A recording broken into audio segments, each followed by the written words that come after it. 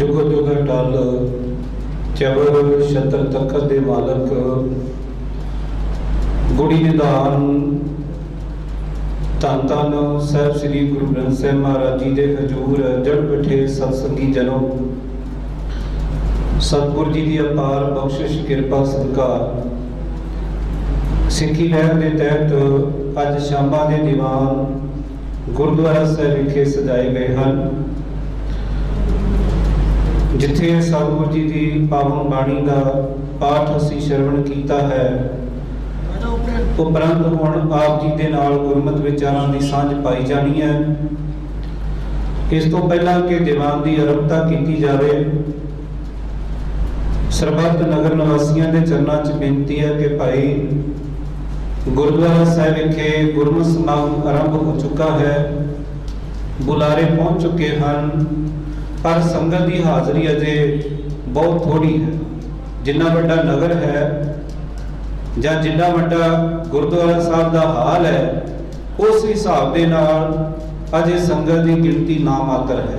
इसलिए बेनती है कि भाई आपको अपने कम्मां धंधियां नूं संकोचदे हुए अपना फर्ज समझदियां होया सतगुरु जी के हजूर जुड़ बैठिए, गुरुदेव जी के पावन बचनों की विचार श्रवण करके लाहा प्राप्त करिए। आओ गुरमत विचारां की आरंभता तो पहला सरबत माई पाई फतेह नाल साझ करिए। आखो जी वाहिगुरू जी का खालसा वाहिगुरू जी की फतेह। बाणी दे अंदर सतगुरु जी ने जो साडा जीवन है इस वाल झात मरवाई है कि हे इंसान, जिन्ना कीमती जीवन तेनू मिलिया है इन्ना होर किसी पशु पंछी दे कोल नहीं। तेरे कोल ये दुर्लभ जीवन इस करके है कि पशुओं के कोल तेरे वर्गी समझ नहीं, तेरे वांगू वो बोल के किसी नू समझा नहीं सकते, तेरे वांग वो लिख नहीं सकते, पढ़ नहीं सकते। जो कुछ इंसान कर सकता है वो पशु पंछी नहीं कर सकते। सतगुरु जी कहते भाई जे तेनू एडा सोहना ये जीवन उस करते ने बख्शिश किया है, मनुखा दे तेनू प्राप्त हुई है, तो इसका तेनू लाभ भी प्राप्त करना चाहिए। ये ना होवे कि जिवें बाकी पशु पंछी संसार के अंदर जीवन बतीत करके चले जाते ने, तू भी उन्हां दी तरह ही इत्थे केवल खाण पीण पहनण तक ही सीमित रह जावे। क्योंकि मनुख इसे करके पशु पंछी दे नालों अलग है कि पशु पंछी असी जे असी सोचते हाँ कि वो भी अपना घर बनाते हैं, वो भी अपने बच्चों की पालना पोषणा करते हैं, बच्चे वो भी पैदा करते हैं, वो भी अपना घर बना के रहन सहन का तरीका और भोजन प्राप्ति ये तो सारा कुछ कर लेते हैं। पर जे मनुख भी केवल इथों तक ही कि बच्चे पैदा करने ने, एक रहन बसेरा बनाना है, या केवल खाण पीण या पहनण तक ही सीमित रहना है, तो फिर मनुख के अंदर ते पशु के अंदर कोई बहुता अंतर नहीं रह जाता। हाँ, जे सतगुरु जी के कोलों उपदेश लैके इस जीवन नूं गुजारिया जावे, इस जीवन नूं सफलिया कर लिया जावे, इस जीवन के अंदर उस करते ते गुणां नूं वसाया जावे, तां ही ये पशुओं के नालों मनुख जिहड़ा है वो बेहतर है। वरना सतगुरु जी कहते ने करतूत पशु की मानस जात। देखण नूं तां मनुख लगदे आ, पर साडे जिहड़े कर्म ने, साडा जिहड़ा सुभाअ है वो पशुओं वर्गा हो चुका है। इसलिए जे असी चाहते हैं कि इस पशु पुणे तो असी छुटकारा पाइए, तो उहदे लई जरूरी है कि असी सत संगत करिए, गुरबाणी नूं पढ़िए, गुरबाणी नूं विचारीए। इहदे वास्ते गुरबाणी ने साडी अगवाई की कि भाई जिहड़े भले पुरुष ने जां सतगुरु जी का संग करना, इहदे विचों अवश्य सानूं लाभ प्राप्त होएगा। होरना संसार के धंधियां दे विच सानूं जिथे लाभ हुंदा है ते कई बार घाटा भी सहन करना पैंदा है। खेतीबाड़ी है, किते झोना चंगा हो गया, कणक चंगी हो गई, अगले साल किते मींह ज़्यादा आ गया, सूखा पै गया, तो कई बार सानूं घाटा भी पै जाता है। पर कबीर साहब जी कहते ने, कबीर एक घड़ी आधी घड़ी आदि हूँ ते आद भगतन सेती गोष्टे जो कीनै सो लाभ। भाई ਜਿਹੜਾ ਸਤ ਸੰਗਤ ਕਰਦਾ ਹੈ ਉਹ ਥੋੜੇ ਸਮੇਂ ਵਾਸਤੇ ਵੀ ਇੱਕ ਖਿਲ ਮਾਤਰ ਵੀ ਜੇਕਰ ਇਹ ਸੱਚ ਦੀ ਵਿਚਾਰ ਦੇ ਨਾਲ ਜੁੜਨਾ ਕਰੇ ਤਾਂ ਉਸ ਨੂੰ ਅਵਸ਼ ਜੀਵਨ ਦੇ ਅੰਦਰ ਲਾਭ ਪ੍ਰਾਪਤ ਹੋਏਗਾ। ਪਰ ਅਸੀਂ ਤਾਂ ਖਿਲ ਮਾਤਰ ਵੀ ਸਤਿਗੁਰੂ ਜੀ ਦੇ ਉਪਦੇਸ਼ ਨੂੰ ਸਮਝਣ ਵਾਸਤੇ ਸਮਾਂ ਨਹੀਂ ਲਗਾਉਂਦੇ। ਹਾਂ, ਅਸੀਂ ਕਈ ਵਾਰ ਇਹ ਗੱਲ ਤਾਂ ਕਹਿ ਦਿੰਦੇ ਹਾਂ ਸਾਡੇ ਕੋਲ ਸਮੇਂ ਦੀ ਘਾਟ ਹੈ, ਸਾਡੇ ਕੋਲ ਕੰਮ ਬਹੁਤ ਜ਼ਿਆਦਾ ਨੇ, ਸਾਡਾ ਜਿਹੜਾ ਜੀਵਨ ਬਹੁਤ ਜ਼ਿਆਦਾ ਬਿਜ਼ੀ ਹੋ ਗਿਆ, ਬੱਚਿਆਂ ਵੱਲ ਦੇਖਣਾ ਪੈਂਦਾ ਹੈ, ਕਾਰੋਬਾਰ ਦੇਖਣਾ ਪੈਂਦਾ ਹੈ, ਹੋਰ ਕਈ ਕੰਮ ਧੰਦੇ ਰਿਸ਼ਤੇਦਾਰੀ ਵਿੱਚ ਜਾਣਾ ਪੈਂਦਾ ਹੈ।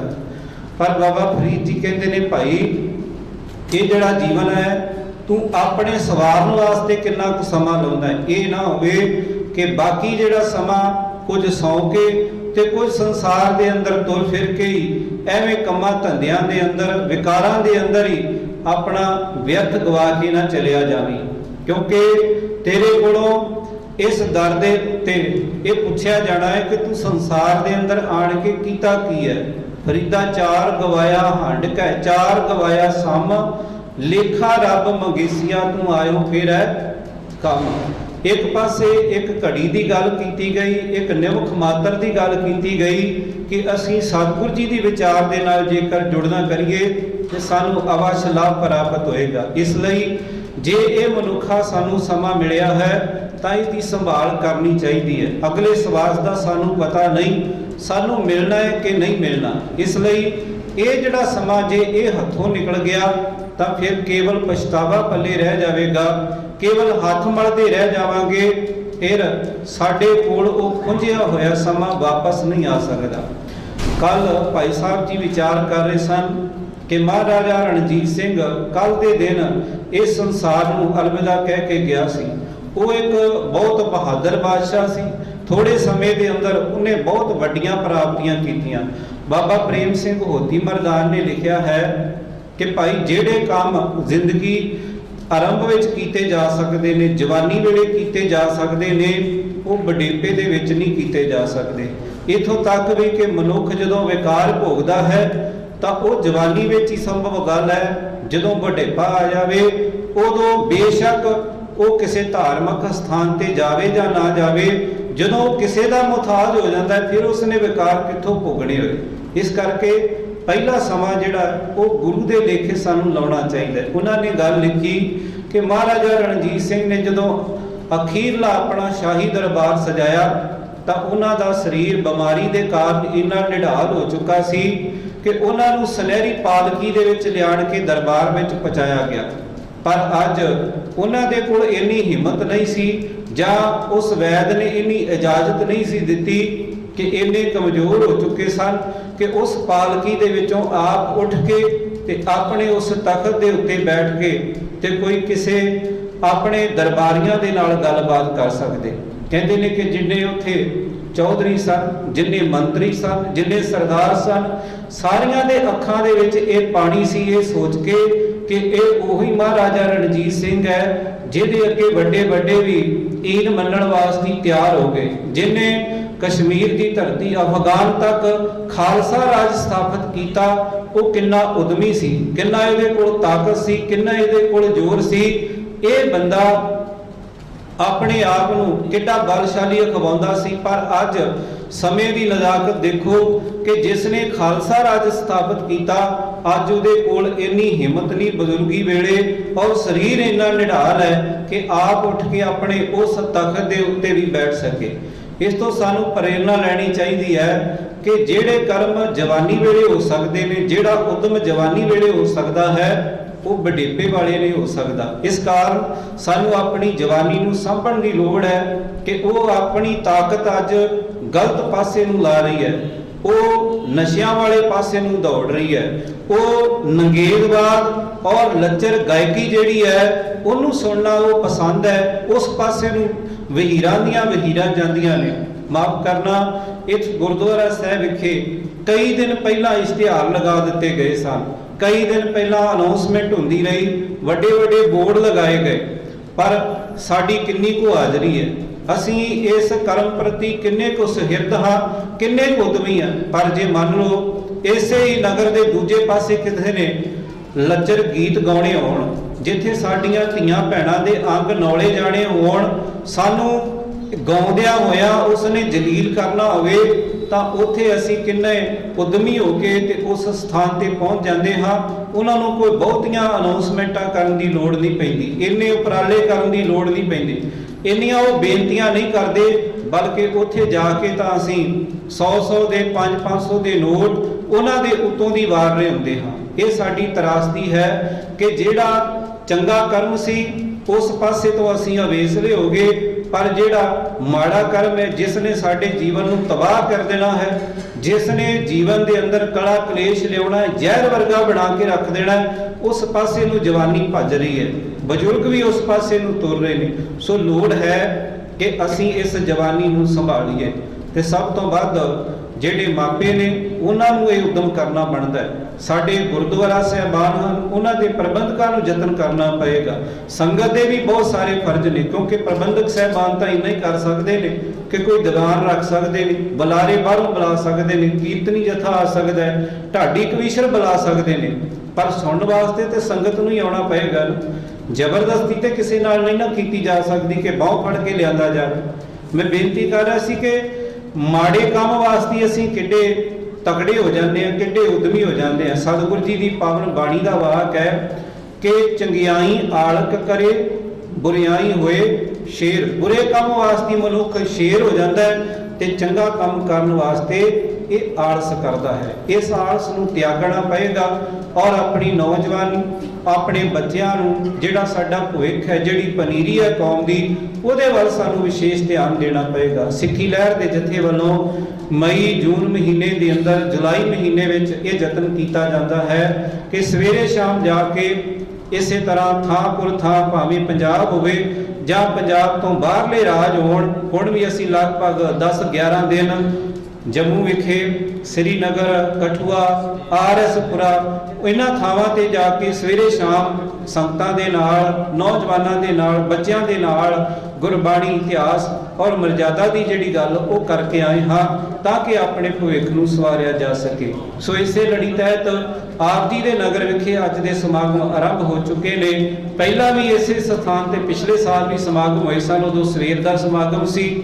ਤਾਂ ਕਈ ਵਾਰ ਇਹ ਕਿਹਾ ਜਾਂਦਾ ਹੈ ਕਿ ਸਵੇਰੇ ਲੋਕਾਂ ਨੇ ਕੰਮਾਂ ਧੰਦਿਆਂ ਤੇ ਜਾਣਾ ਹੁੰਦਾ ਹੈ, ਮਾਫ ਕਰਨਾ, ਅੱਜ ਸ਼ਾਮ ਦਾ ਦੀਵਾਨ ਹੈ, ਬੀਬੀਆਂ ਦੀ ਬਹੁਤ ਗਿਣਤੀ ਹੈ, ਪਰ ਜਿਹੜੇ ਮਾਈ ਭਾਈ ਅਜੇ ਵੀ ਘਰਾਂ ਵਿੱਚ ਬੈਠੇ ਹੋਏ ਨੇ। ਭਾਈ, ਇਹ ਸਾਡੇ ਕੋਲ ਸਮਾਂ ਹੈ, ਇਸ ਨੂੰ ਅਜਾਈ ਨਾ ਗਵਾ ਦਈਏ, ਕਿਉਂਕਿ ਇੱਕ ਅਦੀਬ ਨੇ ਬੜਾ ਸੋਹਣਾ ਲਿਖਿਆ ਹੈ ਕਿ ਤਕਦੀਰ ਕੀ ਗੜੀਆਂ ਨੇ वो वक्त भी देखा है, लम्हों ने खता की और सदियों ने सदा पाई। किते ਇਹ ਜਿਹੜਾ ਸਮਾਂ ਇਹ ਖੁੰਝ ਨਾ ਜਾਵੇ, ਬਾਅਦ ਵਿੱਚ ਕੇਵਲ ਪਛਤਾਵਾ ਹੀ ਸਾਡੇ ਪੱਲੇ ਪਵੇ।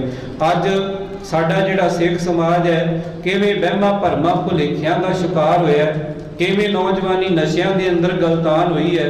ਪਿੰਡ ਦੇ ਵਿੱਚ ਸਕੂਲ ਹੋਵੇ ਜਾਂ ਨਾ ਹੋਵੇ, ਨਸ਼ਿਆਂ ਦੀ ਲੋੜ ਇੰਨੀ ਸਮਝੀ ਜਾ ਰਹੀ ਹੈ ਕਿ ਪਿੰਡ ਦੇ ਨਾਲ ਇੱਕ ਇੱਕ ਦੋ ਦੋ ਠੇਕੇ ਬਣਾ ਦਿੱਤੇ ਗਏ ਨੇ। ਹੁਣ ਤਾਂ ਸਮੈਕ ਵਾਲੇ ਪਿੰਡ ਪਿੰਡ ਤੁਰੇ ਫਿਰਦੇ ਨੇ ਉਹ ਚਿੱਟੇ ਨੂੰ ਲੈ ਕੇ। ਇਸ ਕਰਕੇ ਸਾਨੂੰ ਸੁਚੇਤ ਹੋਣ ਦੀ ਲੋੜ ਹੈ। ਜਿੱਥੇ ਨਸ਼ਿਆਂ ਦੀ ਮਾਰ ਹੈ ਉੱਥੇ ਸਾਡੀ ਲੁੱਟ ਖਸੁੱਟ, ਕੁਝ ਪਖੰਡੀ ਜਿਹੜੇ ਨੇ ਜਿਨ੍ਹਾਂ ਨੇ ਆਪਣੀਆਂ ਦੁਕਾਨਾਂ ਵੱਡੀਆਂ ਕਰਨੀਆਂ ਨੇ, ਉਹ ਵੀ ਧਰਮ ਦੇ ਚੋਲੇ ਪਹਿਨ ਕੇ ਸਾਨੂੰ ਗੁੰਮਰਾਹ ਕਰਨ ਵਾਸਤੇ ਹਰਲ ਹਰਲ ਕਰਦੇ ਤੁਰੇ ਫਿਰਦੇ ਨੇ।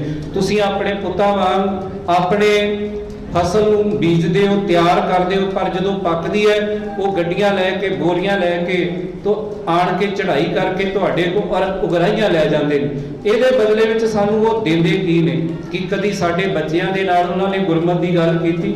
ਜੇ ਸਾਡੇ ਬੱਚੇ ਅੱਜ ਪਤਤ ਹੋ ਰਹੇ ਨੇ, ਜੇ ਨਸ਼ਿਆਂ ਦੀ ਮਾਰ ਹੇਠ ਆਏ ਨੇ, ਤਾਂ ਕੀ ਕਦੀ ਉਹਨਾਂ ਨੌਜਵਾਨਾਂ ਨੂੰ ਉਹਨਾਂ ਨੇ ਸਮਝਾਉਣ ਦਾ ਯਤਨ ਕੀਤਾ? ਬਿਲਕੁਲ ਨਹੀਂ, ਕਿਉਂਕਿ ਉਹਨਾਂ ਨੂੰ ਇੱਕੋ ਹੀ ਫਿਕਰ ਹੈ, ਉਹ ਆਪਣੇ ਡੇਰੇ ਦੀ, ਉਹ ਆਪਣੀ ਜਾਇਦਾਦ ਦੀ, ਆਪਣੀ ਗੱਡੀਆਂ ਦੀ, ਆਪਣੀ ਚੇਲਿਆਂ ਦੀ। ਇਸ ਲਈ ਇਹ ਸਾਡਾ ਫਰਜ਼ ਬਣਦਾ ਹੈ ਕਿ ਭਾਈ ਇਹਨਾਂ ਵਹਿਮਾਂ ਭਰਮਾਂ ਭੁਲੇਖਿਆਂ ਔਰ ਪਖੰਡਾਂ ਤੋਂ ਆਪਣੇ ਆਪ ਨੂੰ ਬਚਾ ਕੇ ਗੁਰੂ ਦੇ ਲੜ ਲੱਗੀਏ, ਕਿਉਂਕਿ ਸਤਿਗੁਰੂ ਜੀ ਨੇ ਸਾਨੂੰ ਹੁਕਮ ਕੀਤਾ ਹੈ ਕਿ ਆਗਿਆ ਭਈ ਅਕਾਲ ਕੀ ਤਬੈ ਚਲਾਇਓ ਪੰਥ, ਸਭ ਸਿੱਖਣ ਕੋ ਹੁਕਮ ਹੈ ਗੁਰੂ ਮਾਨਿਓ ਗ੍ਰੰਥ। ਕੇਵਲ ਇੱਕ ਗੁਰੂ ਗ੍ਰੰਥ ਸਾਹਿਬ ਜੀ ਦੇ ਅੱਗੇ ਹੀ ਸਿੱਖ ਦਾ ਸਿਰ ਝੁਕਣਾ ਚਾਹੀਦਾ ਹੈ। ਸਿੱਖੀ ਲਹਿਰ ਦੇ ਤਹਿਤ ਅੱਜ ਦਾ ਸਮਾਗਮ ਆਰੰਭ ਹੈ। ਇੱਕ ਵਾਰ ਫੇਰ ਤਰਲਾ ਲੈ ਕੇ ਬੇਨਤੀ ਹੈ ਨਗਰ ਨਿਵਾਸੀਆਂ ਨੂੰ ਕਿ ਭਾਈ ਜਲਦੀ ਤੋਂ ਜਲਦੀ ਗੁਰਦੁਆਰਾ ਸਾਹਿਬ ਵਿਖੇ ਪਹੁੰਚੋ, ਗੁਰਮਤਿ ਵਿਚਾਰ ਸ਼ਰਵਣ ਕਰੋ। ਅਗਲੇ ਵਿਚਾਰ ਭਾਈ ਹਰਜਿੰਦਰ ਸਿੰਘ ਜੀ ਸਭਰਾ ਆਪ ਜੀ ਦੇ ਨਾਲ ਸਾਂਝੇ ਕਰਨਗੇ। ਜਿਹੜੇ ਮਾਈ ਭਾਈ ਅਜੇ ਘਰਾਂ ਵਿੱਚ ਨੇ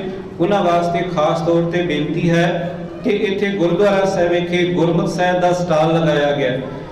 ਆਪਣੇ ਘਰਾਂ ਵਿੱਚ ਕਿਤਾਬਾਂ, ਗੁਰਬਾਣੀ ਦੀਆਂ ਪੋਥੀਆਂ, ਗੁਰਬਾਣੀ ਦੇ ਸਟੀਕ ਔਰ ਆਡੀਓ ਵੀਡੀਓ ਸੀਡੀਆਂ ਇਹ ਲਿਜਾਣ ਵਾਸਤੇ ਆਪਣੇ ਘਰਾਂ ਤੋਂ 10-10 20-20 ਰੁਪਏ ਜ਼ਰੂਰ ਲੈ ਕੇ ਆਓ, ਤਾਂ ਕਿ ਆਪਣੇ ਘਰਾਂ ਵਿੱਚ ਇਹ ਅਸੀਂ ਧਾਰਮਿਕ ਪੁਸਤਕਾਂ, ਗੁਰਮਤਿ ਸਾਹਿਬ ਜਿਹੜਾ ਹੈ ਉਹ ਲਿਜਾ ਸਕੀਏ। ਸੋ ਆਓ ਅਗਲੇ ਵਿਚਾਰ ਭਾਈ ਹਰਜਿੰਦਰ ਸਿੰਘ ਜੀ ਸਭਰਾ ਉਹਨਾਂ ਪਾਸੋਂ ਸ਼ਰਵਣ ਕਰੀਏ। ਹੋਈ ਭੁੱਲ ਚੁੱਕ ਲਈ ਖਿਮਾ।